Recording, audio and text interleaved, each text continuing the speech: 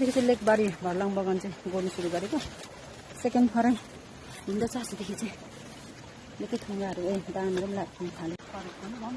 यहाँ अलैँची गरिसकेर त्यहाँदेखि चाहिँ अलैँची धिर निकाल्नु पर्ने छ डिमान्ड पुरा छ 3 तारिक हिजो होइन हिजोदेखि चाहिँ शरण लागेछ नि त भुस्नाले पुगेर उठ्नु नसक्ने एकछिन पनि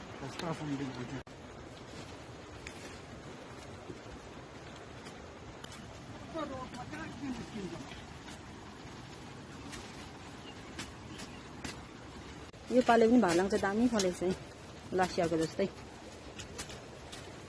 ठुलो बोटै भार्लाङको यो चाहिँ जहिले एक डोको आउँछ टिप्दाखेरि सिरुलाई पनि भोक लाग्छ दिनभरि मान्छेको ड्युटी गर्दा सुस्तले चाहिँ बसेर खानु नपाउने आइते भुस्नाले टोकेर नि बिजोक छ